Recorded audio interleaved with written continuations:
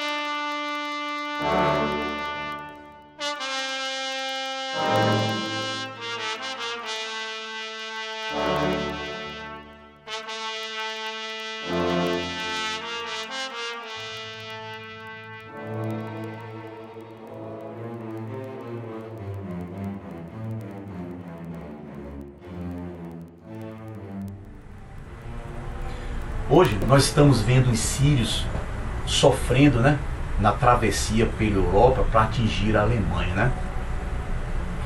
E aí o que é que eu posso fazer? Eu me lembro muito de umas palavras de Carlos Drummond de Andrade, que a gente vai fazer aqui uma pequenina adaptação que caberia muito bem para a situação dos sírios refugiados.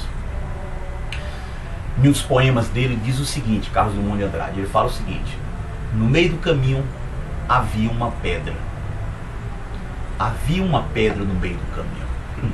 Pois bem, os refugiados sírios poderiam muito bem pegar essas frases e fazer a seguinte adaptação: no meio do meu caminho há uma Hungria.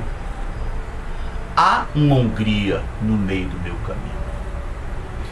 Eu estou me referindo às cenas de barbárie produzidas por alguns húngaros, né? Até mesmo e mantidas, apoiadas pelo governo húngaro, né? Não dá para esquecer a cena daquela cinegrafista húngara, né, colocando os pés para derrubar um sírio com o filho dele, caiu com o filho dele, né? São os policiais húngaros, né, dando tiros de borracha para poder dispersar os refugiados. Aquela cena mesmo da cinegrafista, poxa, são cenas produzidas, só podem ser produzidas, né, por pessoas cujo espírito foi tomado assim por um câncer em processo já de metástase, né? Essas cenas que eu acabei de falar e outras que nós não chegamos a ver aqui no Brasil, elas seriam condenáveis, reprováveis, né, em qualquer país do mundo, em qualquer planeta do universo, que isso seria reprovável. Agora, na Hungria, adquire contornos estarrecedores, né? Adquire contornos assim que nos levam assim a pensar, poxa, deu errado o ser humano? Se não, vejamos, eu vou relatar para você os fatos que me levam a pensar isso. Poxa, alguma coisa deu errado. Para na evolução do ser humano, se é que a gente pode usar a palavra evolução, olha, para porque deu errado. Tá, vamos voltar para ver se a gente recomeça tudo certo. Você quer ver? Me acompanha aí na minha análise. Vê se você concorda comigo. Antes da Primeira Guerra Mundial, 1914, você tinha na Europa um império chamado Império Austro-Húngaro. Olha a palavrinha, Austro-Húngaro. Com o final da Primeira Guerra Mundial, em 1918, esse império foi dividido, né? Ele perdeu a guerra, né? E aí foi dividido em dois países, a Áustria e a Hungria. Olha só, o país Hungria foi formado após o fim da Primeira Guerra Mundial. Mas aí um detalhezinho que a história não nos deixa esquecer. Durante a existência do Império Austro-Húngaro, você tinha dentro desse império e nas vizinhanças desse império você tinha, poxa, uma infinidade, zilhões e zilhões de minorias étnicas. Poxa, você tinha croatas, sérvios, romenos, você tinha eslavos. E esse pessoal era extremamente perseguido, maltratado pelos opressores húngaros. Foi o que aconteceu com o final da Primeira Guerra Mundial. Bom, os húngaros espalhados por todo o império, eles se viram agora alvos de perseguição, da perseguição vingativa dessas minorias étnicas. Era um pega para matar. Foi o que aconteceu. Os cálculos é de que 400 mil húngaros, é isso mesmo, 400 mil húngaros fugindo da perseguição, da morte, né, dessas minorias agora que foram à forra, né? E aí esses 400 mil refugiados fugiram, né, em direção ao novo país formado, a Hungria. E aí eles chegavam andando, né, como os refugiados sírios fazem hoje, ou então em trens superlotados a uma estação ferroviária chamada Keleti. Olha só a palavrinha, estação ferroviária de Keleti, na capital do novo país chamado Budapeste. Esta estação ferroviária Keleti é a mesma, olha só que ironia, né? A história nos mostra, né? É a mesma que hoje em 2015 você vê as mães sírias e os pais sírios se agarrando aos trilhos com os filhos, né, para não serem deportados, para não serem mandados de volta para a Turquia e, consequentemente, para a Síria, depois para a Síria, né? Aí você fica analisando assim, poxa, e o que é que os húngaros estão fazendo? Bem simples, estão elegendo governos, os húngaros estão elegendo governos que determinam essas ações. Os mesmos húngaros cujos avós e bisavós sofreram com o final, com a perseguição, o ódio étnico após o fim da Primeira Guerra Mundial. Você vê como se esquece fácil o passado? Mas você acha que o esquecimento passado para por aqui? A incoerência para por aqui? Não. Tem mais. Vamos lá. Final da Segunda Guerra Mundial. A Hungria torna-se um estado satélite, teleguiado pela antiga União Soviética, né? A Hungria passa a fazer parte da chamada Cortina de Ferro. E aí em 1956, mais recente, portanto, parte da população húngara se rebela contra a ditadura comunista que havia se estabelecido no país após a Segunda Guerra Mundial. Ditadura essa mantida, apoiada pela União Soviética, né? E aí a repressão dos soviéticos foi brutal. Tão brutal que 200 mil húngaros fugiram do país. Olha só que coisa interessante. Na primeira situação, após o fim da Primeira Guerra, os húngaros foram correndo para o país. Agora, fugindo da perseguição soviética, alguns húngaros saíram do país. 200 mil húngaros fugiram da perseguição, da repressão da União Soviética. O que foi que aconteceu? Simples.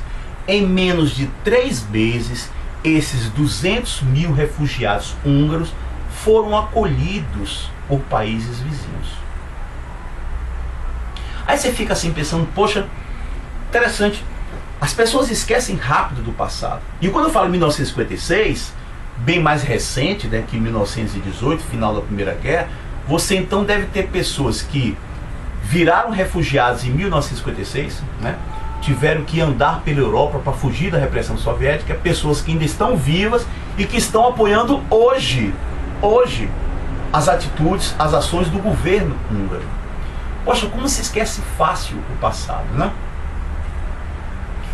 Mas aí você pode virar para mim, né, fazer a seguinte alegação: poxa, Ayrton, mas esse seu raciocínio é de um primarismo, é muito elementar. Você percebe que você, Ayrton, é politicamente falando muito ingênuo, chega a ser romântico, né? Você poderia estar alegando para mim isso, né? Poxa, Ayrton, você nunca leu Nicolau Maquiavel? Poxa, pelo amor de Deus, século XVI, Ayrton, já faz tempo, já deveria ter lido Nicolau Maquiavel, né? Quando ele deixou bem claro lá, esse Nicolau Maquiavel, ele deixou bem claro de que um governante, né, para ter êxito nas ações no governo do Estado, ele não poderia aplicar no Estado, né, na direção de um governo, de um principado, como ele chamava, o mesmo conjunto de regras morais que ele aplicaria na vida particular. Se a sua alegação for essa, você pode até ter razão, tá bom? Quando Nicolau Maquiavel foi o primeiro, o cara foi o primeiro a tirar as ações de um governante, né, da esfera divina, da influência do clero, e dar um tratamento científico, digamos assim, né, um tratamento científico na administração de Estado. Foi ele que começou lá no século XVI. Mas essa história de cientificismo exacerbado, né, principalmente no que se refere às ações de governo de um Estado, podem produzir coisas assim assombrosas. Não vamos nos esquecer da perversidade, da crueldade planejada, metódica, executada, cientificamente executada pelos nazistas lá na Alemanha, né? Os governos fascistas, os governos totalitários. Então nunca mesmo aceitei direito essa história de que nas ações do Estado deve agir preponderantemente o cientificismo, a razão. Olha só, essa história de razão pode provocar coisas como essa que eu acabei de falar.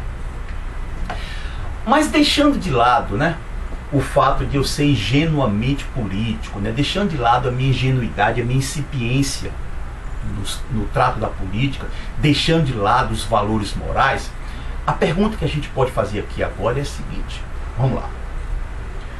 Os europeus, eles têm o direito de não gostar de imigrantes? Os europeus, eles têm o direito de não receber os imigrantes?